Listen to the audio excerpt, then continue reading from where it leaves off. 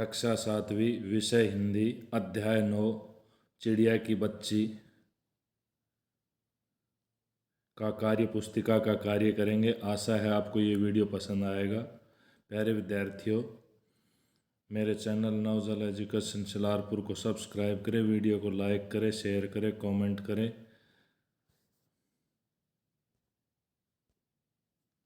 अध्याय 9 चिड़िया की बच्ची। गतिविधि 1। इन चित्रों को देखो। हर एक के बारे में 2 वाक्य लिखने हैं। ये चित्र दिखाया गया है। इसमें सूर्य उदय हो रहा है, पक्षी आकाश में उड़ रहा है।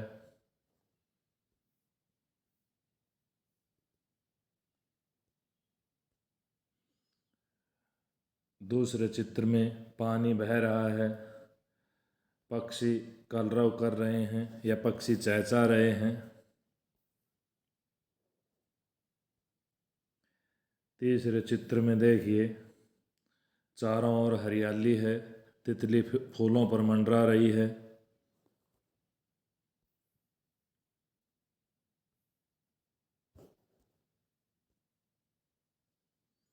गतिविधि 2।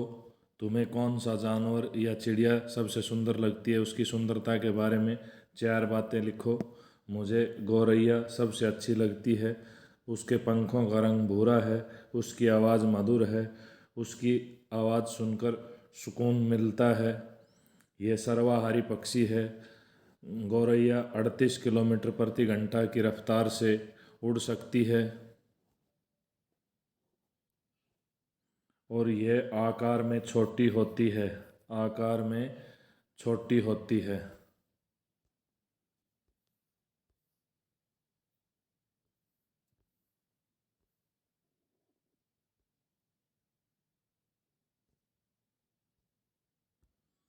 गतिविधि 3। चिड़िया की बच्ची कहानी में ये वाक्य किसने और किसे कहे। देखो, तुम्हारे चारों तरफ कैसी बहार है। ये वाक्य माधवदास ने कहा। किसको कहा? चिड़िया को कहा। तुम्हारी बातें मेरी समझ में नहीं आती, ये बात चिड़िया ने माधवदास को कही। सोना उसी जगत को तृष्णा है। ये वाक्य माधवदास ने चिड़िया को कहा। क्या है मेरी बच्ची, क्या है?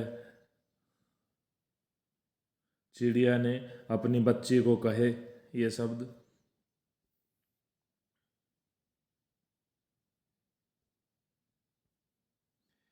गतिविधि 4। ये एक गद्यांश दिया गया है। एक व्यक्ति ने कहा,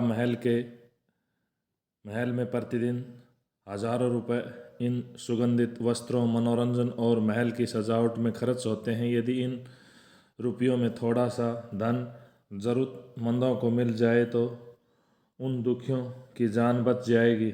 यह सुनकर राजा क्रोध में आ गया। वह गुस्से से बोला, खुद भिखारी होकर मुझे उपदेश दे रहे हो।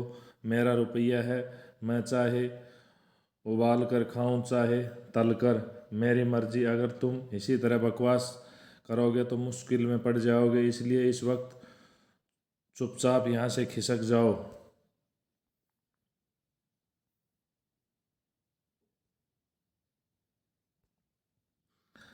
राजा का क्रोध देखकर लोग वहाँ से चले गए। इस पैराग्राफ पर हमें 5-6 प्रश्न बनाने हैं। प्रश्न 1, राजा को क्रोध क्यों आया? प्रश्न 2, राजा का क्रोध देखकर कौन चले गए? प्रश्न 3, राजा को उपदेश कौन दे रहा था? प्रश्न 4, गुस्से में कौन बोला?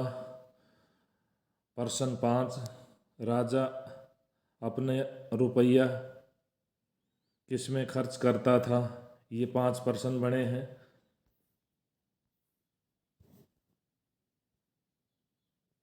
गतिविधि 5, भाग क। तुम्हारी माँ तुम्हारे लिए कौन कौन से काम करती है? परियों की कहानी सुनाती है, खाना खिलाने का काम करती है, नहलाने का काम करती है, प्यार से गोदी में सुलाती है, दिन रात साथ लिए फिरती है।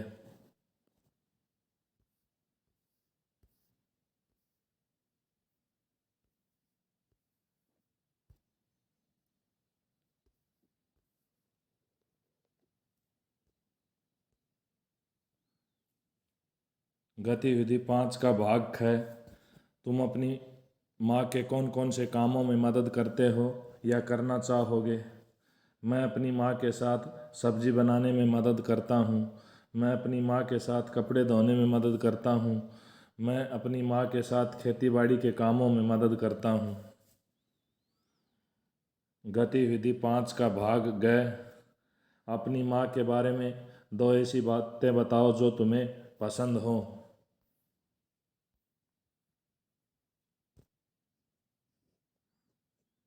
मेरी माँ त्याग की मूर्ति है। मेरी माँ दयालु है।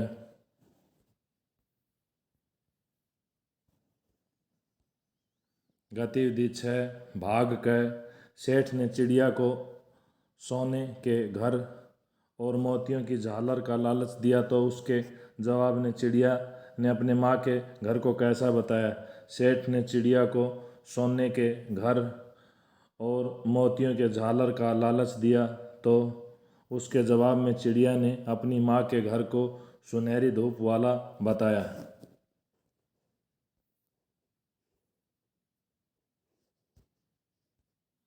गतिविधि 6 का भाग है। अपने घर के बारे में इस तरह से बताओ कि उसको पढ़ते ही तुम्हारे घर का दृश्य सामने आ जाए। मेरा घर बहुत सुंदर है। उसका मुंह उत्तर दिशा की तरफ है। घर के प्रवेश द्वार पर नीम का पेड़ है। घर में 2 कमरे हैं, लॉबी है, रसोई घर है, एक बैठक है तथा घर के सामने एक आंगन है।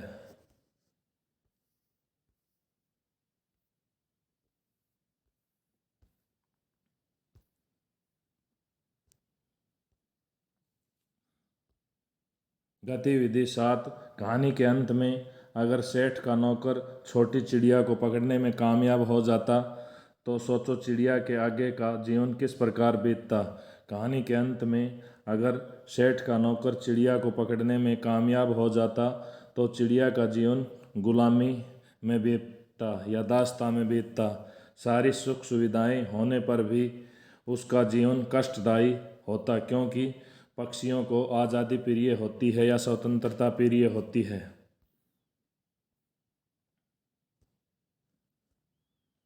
गतिविधि 8 तुम जब बहुत खुश होते हो तो क्या करते हो? जब मैं बहुत खुश होता हूँ तो मैं खेलने लगता हूँ, पुस्तक पढ़ता हूँ, संगीत सुनता हूँ।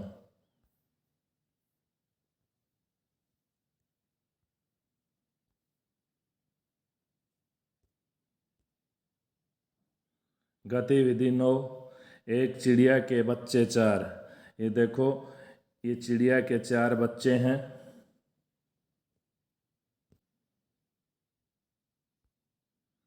घर से निकले पंख पसार। ये पंख पसार कर घर से निकल पड़े हैं। पूर्व से पश्चिम गए।